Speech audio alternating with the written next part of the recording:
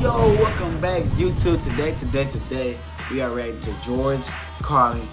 You have no rights, man. You have no rights. This is my first reaction to this shit. Let's get it cracking. Bro, I like George Carlin, bro. He speaks facts and he makes you laugh. That's the thing. He makes you laugh and he speaks facts. He does not cap. I was in the middle of editing videos and I just wanted to react to this so I get 10 reactions up. But he does not cap at all, bro. Me and my sister, we had a blast. I wasn't gonna get her, but she's in the middle of a school class thing, so gotta do what I gotta do, man. But without further ado, make sure you gotta like, subscribe, and slap that bell for notification updates to the channel. Let's get into it. George Carlin, you got no rights. Swearing on the Bible. You understand that shit? They tell you to raise your right hand, place your left hand on the Bible. Does this stuff really matter? Which hand? Does God really give a fuck about details like this? Suppose you put your right hand on the Bible, you raise your left hand. Would that count? Or would God say, sorry, wrong hand, try again? And what? Why does one hand have to be raised? What is the magic in this gesture? This seems like some sort of a primitive voodoo mojo shtick. Why not put your left hand on the Bible, let your right hand hang down by your side? It's more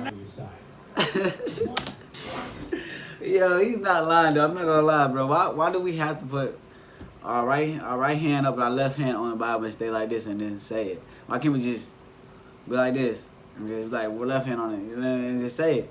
I don't know. That's just weird. Or put it in your pocket.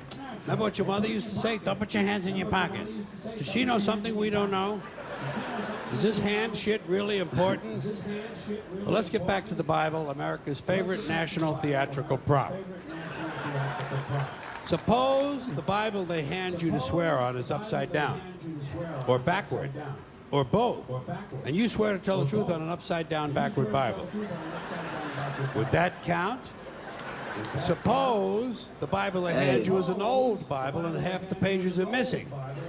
Suppose all they have is a Chinese Bible in an American court, or a Braille Bible and you're not blind. Suppose they hand you an upside-down, backward Chinese Braille Bible with half the pages missing. The thing I'm getting from this is because he is speaking facts. Why does it matter that we do that from Jumpstart? But it is weird because like he said, suppose the Bible upside down, flip, whatever he's about to say right here, will it still count? That's a serious deep question right there. That boy George. At what point does all of this stuff just break down and become just a lot of stupid shit that somebody made up? They fucking made it up, folks. It's make-believe. It's make-believe. Now, all right. Okay.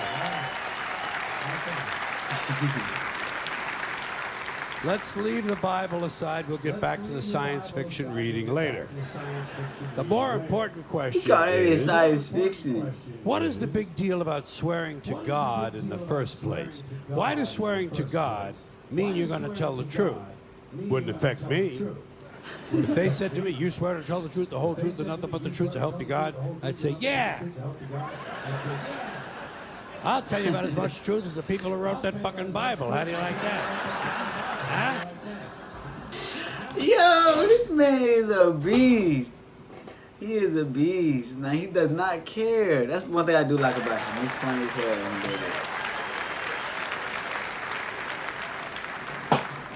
Swearing on the Bible doesn't mean anything. It's kid. Swearing to God is kid stuff. Did you remember when you were a kid? If you told another kid something he didn't quite believe, he'd say, "You swear to God?" I would always say, "Yeah, I swear to God," even if I was lying. Why not? What's going to happen if I lie? Nothing. Nothing happens if you lie, unless you get caught, and that's a whole different story. Sometimes a kid would think he was being slick with me, and he'd say, "You swear on your mother's grave?" I'd say, "Yeah, why not?" First of all, my mother was alive. She didn't even have a grave. Second of all, even if she was dead, what's she gonna do? Rise from the grave and come and haunt me? Come and haunt me? All because I told a lie to an 8-year-old? Get fucking real, will you?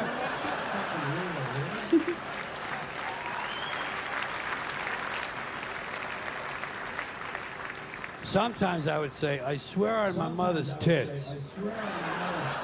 Kids are impressed with things like that.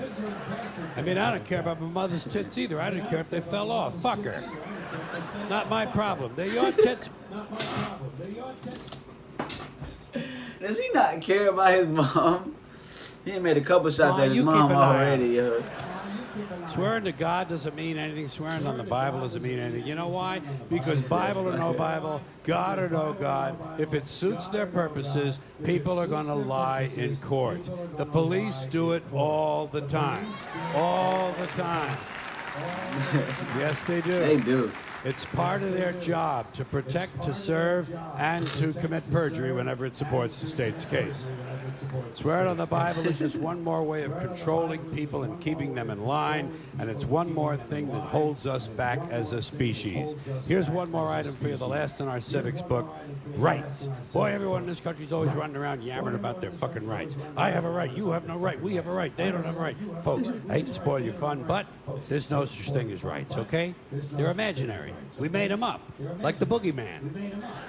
The Three Little Pigs, Pinocchio, Mother Goose, shit like that. Rights are an idea. They're just imaginary. They're cute.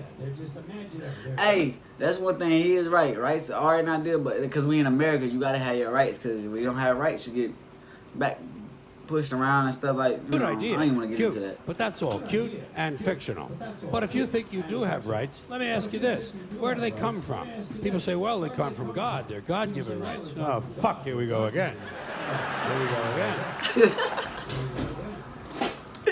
It was in God's will. Hey, this is me saying, here we go. Fuck, here we go again. The God excuse, the last refuge of a man with no answers and no argument, it came from God. Anything we can't describe must have come from God. Personally, folks, I believe that if your rights came from God, He would have given you the right to some food every day, and He would have given you the right to a roof over your head.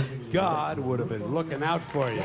God would have been looking out for you. Hey. You know that? I ain't good. I'm a Christian, bro. He wouldn't have been worried about making sure you have a gun so you can get drunk on Sunday night and kill your girlfriend's parents. But let's say it's true. Let's say God gave us these rights. Why would He give us a certain number of rights? The Bill of Rights in this country has 10 stipulations, okay? 10 rights. And apparently God was doing sloppy work that week because we've had to amend the Bill of Rights an additional 17 times. So God forgot a couple of things like slavery. Just fucking slipped his mind. God forgot about slavery. It just slipped his mind. What the fuck? But let's say God gave us the original 10. He gave the British 13. The British Bill of Rights has 13 stipulations. The Germans have 29. The Belgians have 25. The Swedish have only 6. And some people in the world have no rights at all. What kind of a fucking goddamn God-given deal is that? No rights at all? Why would God give different people in different countries different numbers of different rights? Boredom? Amusement? Bad arithmetic?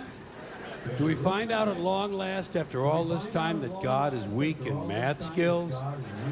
Doesn't sound like divine planning to me. Sounds more like human planning. Sounds more like one group trying to control another group. In other words, business as usual in America. Now, if you think you do have rights, one last assignment for you. Next time you're at the computer, get on the internet, go to Wikipedia. When you get to Wikipedia, in the search field for Wikipedia, I want you to type in Japanese Americans 1942, and you'll find out all about your precious fucking rights, okay? All right. You know about it. You know about it. Yeah. In 1942, there were 110,000 Japanese American citizens and good standing, law-abiding people who were thrown into internment camps simply because their parents were born in the wrong country. That's all they did wrong. They had no right to a lawyer, no right to a fair trial, no right to a jury of their peers, no right to do... See, that's one thing I do like about George Carlin. When he making jokes, he will break down real facts and then tell you, Google it. It's true. That's what I like. That's what I really like about him as a comedian. Out of all the comedians, I think he's about the only one who ever does that. Due process of any kind. The only right they had, right this way, into the internment camps. Just when these American citizens needed their rights the most, their government took them away. And rights aren't rights if someone can take them away.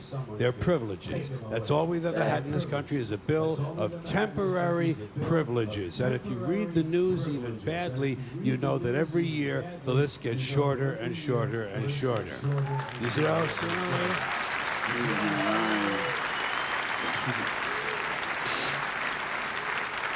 Yeah.